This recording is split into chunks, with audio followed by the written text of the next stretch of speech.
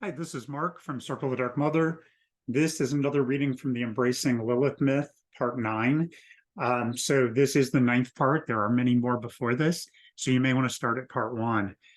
This is a reading of the myth that I wrote in my book, Embracing Lilith. It takes all of the myths of Lilith, puts it together in one story. Please remember it is a myth, so that doesn't mean this is meant to be the way things happened. It's meant to tell a spiritual story. Chapter 8. Cain said to the Lord, "My punishment is more than I can bear. Today you are driving me from the land, and I will be hidden from your presence. I will be a restless wanderer on the earth, and whoever finds me will kill me." Genesis 4:13 through 14. I knew this tragedy would draw attention I didn't want to be part of. So in the confusion, I backed out of view and returned to my spirit form. I hid some distance away and watched. The entire family was screaming and crying, falling to the ground in complete despair, all except Cain. He stood almost oblivious to what he had just done. Abel's body lay on the ground with blood running in a stream from his broken skull into the dirt. Cain simply stared at his brother's lifeless form as someone would look at a dead insect, with no remorse.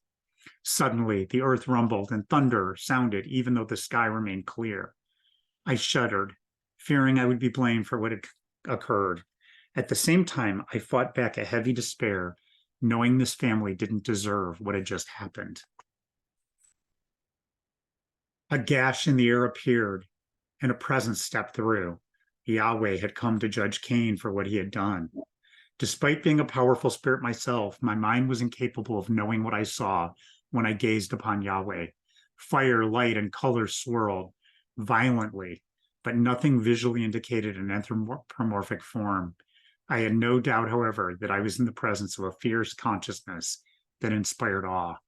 I can only imagine the fleshly humans felt this impact even more intensely. Yahweh said to Cain, "Where's your brother Abel?" "I don't know," he replied. "Am I my brother's keeper?" Abel, of course, lay dead at Cain's feet, so his reply was both ridiculous and at the same time frightening. Yahweh said, "What have you done? Listen, your brother's blood cries out to me from the ground. Now you are under a curse and driven from the ground, which opened its mouth to receive your brother's blood from your hand. When you work the ground, it will no longer yield its crops for you. You will be a restless wanderer on the earth." Cain replied, "My punishment is more than I can bear. Today you are driving me from the land, and I will be hidden from your presence. I will be a restless wanderer on the earth, and whoever finds me will kill me." But Yahweh said to him and to the whole family, "Not so. Anyone who kills Cain will suffer vengeance 7 times over." A flash of light extended from Yahweh's presence, and a mark was put on Cain, so no one who found him would kill him. Yahweh disappeared in a flash of lightning and thunder, leaving Adam and his family to deal with the aftermath of the tragedy. As the family sobbed and mourned, Cain gathered his meager belongings and left the only home he had ever known to wander the earth for all time. After a period of mourning, Cain and Abel's wives left, returning to their families of birth. The pain of staying would be just too much for either to bear.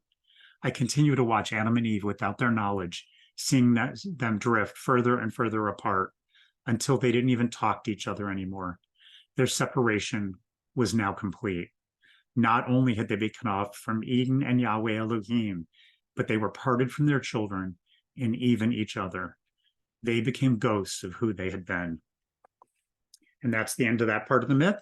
I'll return with more. Thank you.